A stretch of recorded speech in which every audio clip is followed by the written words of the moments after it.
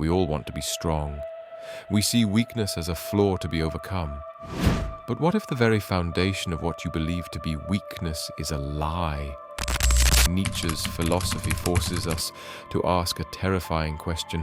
What if your most celebrated virtues, your kindness, your humility, are not signs of your good character, but are actually sophisticated tools designed to hold you back?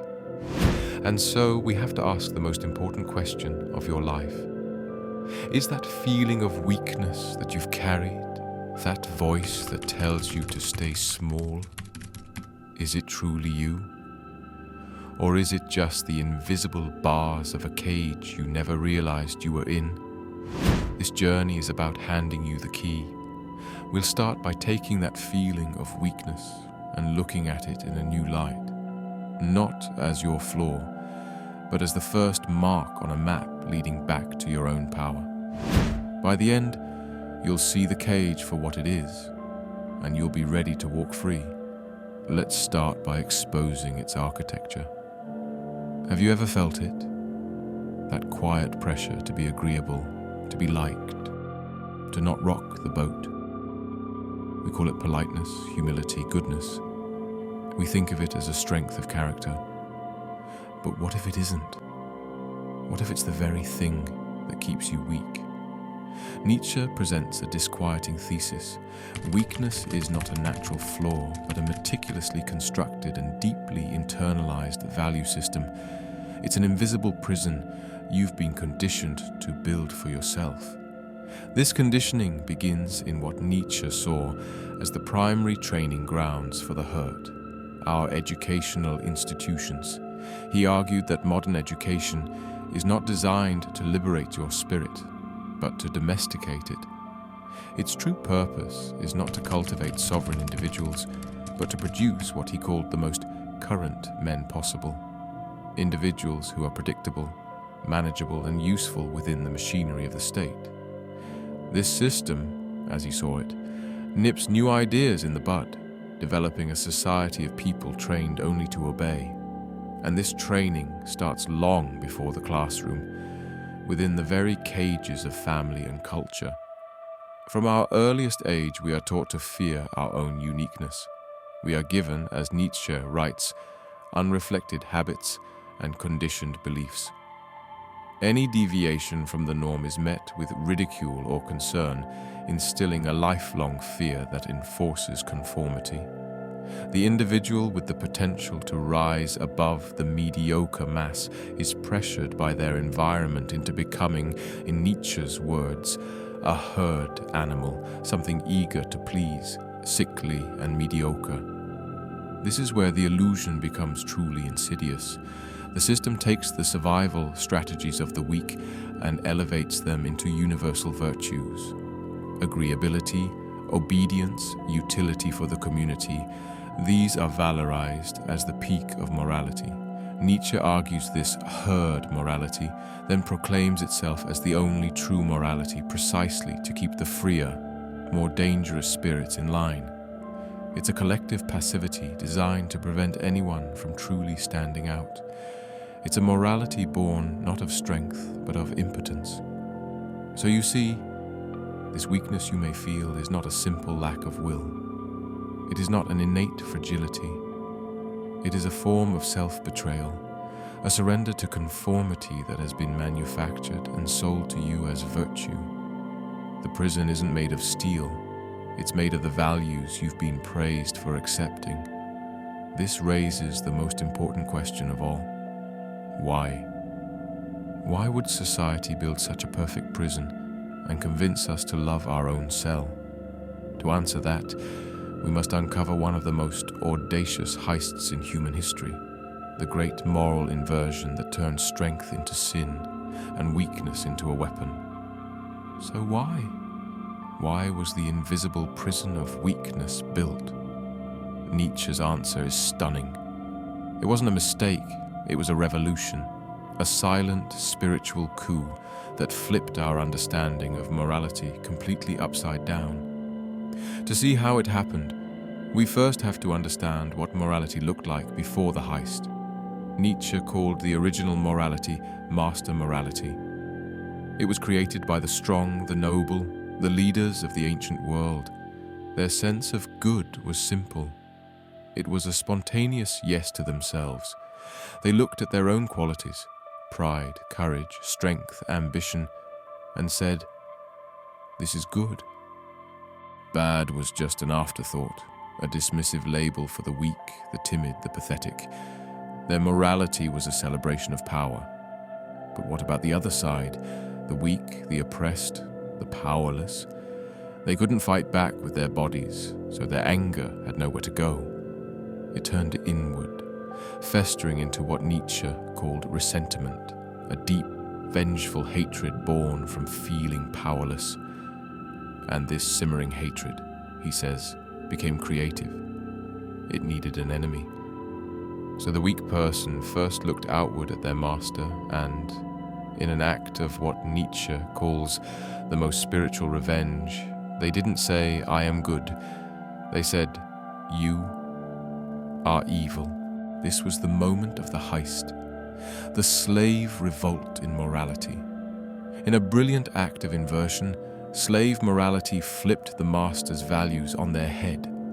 Everything the masters loved, power, pride, ambition, self-reliance, became sins redefined as evil. And everything the slaves needed to survive, humility, patience, obedience, and pity, were suddenly elevated into universal virtues, rebranded as good. It was the ultimate weapon of the weak, a way to corrupt the master's conscience and make them feel guilty for their own strength. That moral DNA is now inside all of us.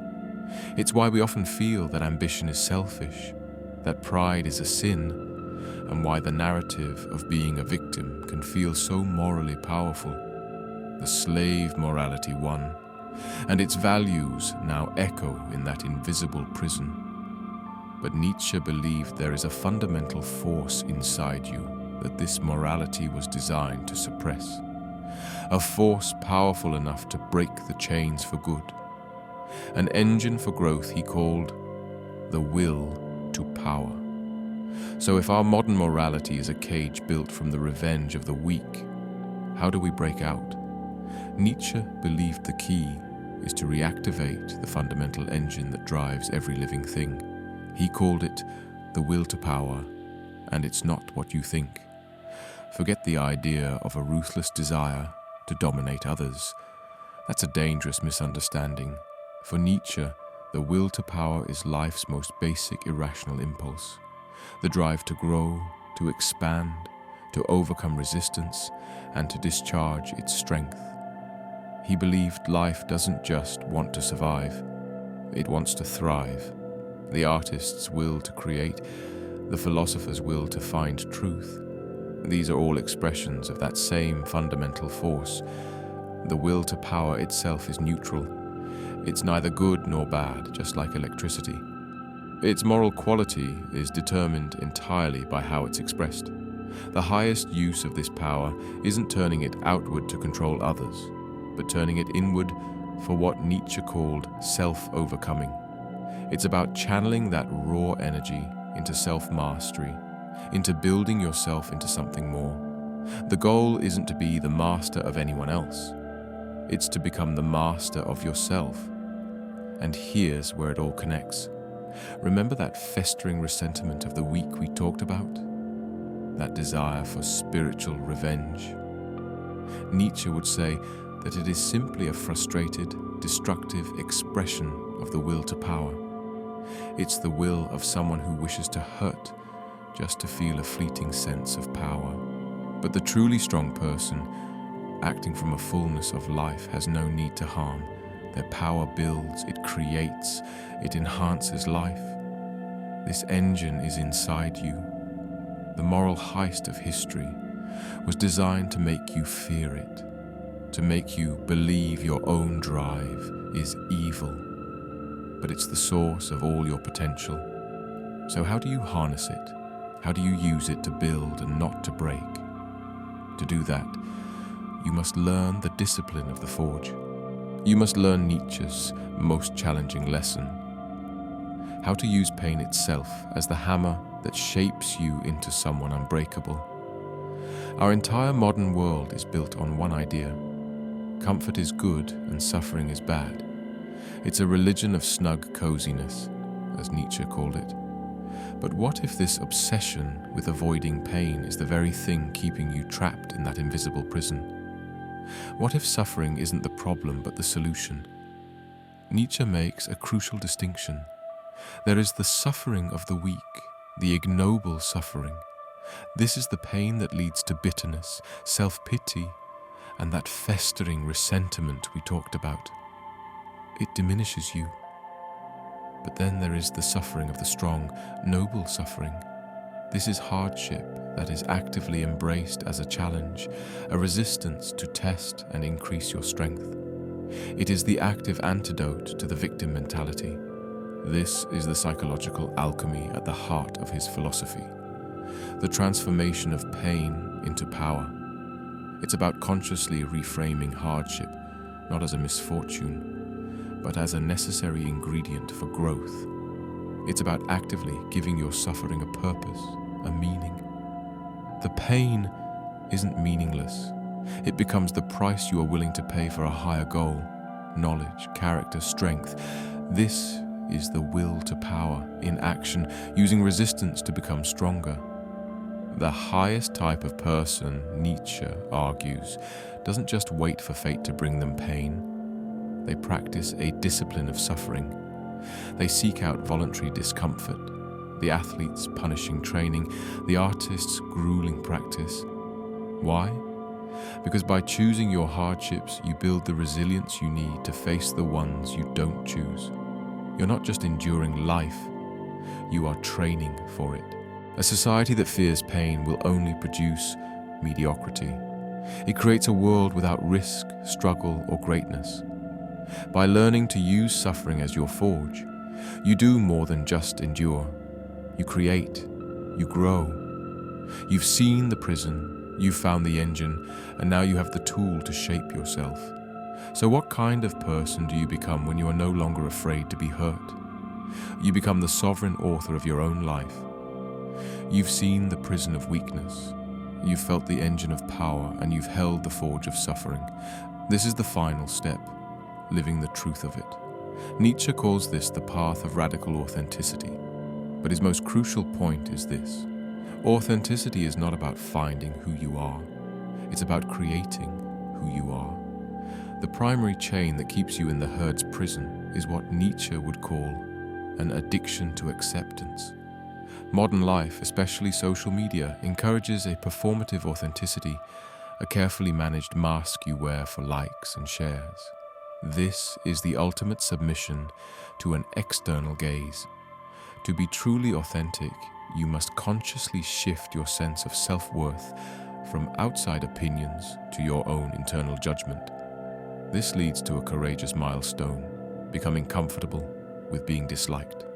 In a world of conformity, living an exceptional life will inevitably provoke the resentment of the mediocre. To be free, you must be uncontrollable by the usual social tools of praise and shame. And the essential laboratory for this work is solitude, not loneliness, but chosen solitude. It is the decontamination chamber, where you can finally tune out the noise of the herd and hear the fundamental law of your own self. Now, this isn't a call for narcissistic self-absorption. Narcissism, Nietzsche would argue, is just another form of weakness, a fragile ego's desperate need for an audience. The truly authentic individual doesn't need an audience. They need only their task. One is a symptom of weakness, trying to look strong. The other is the quiet confidence of strength itself. This is the ultimate act of shattering the illusion.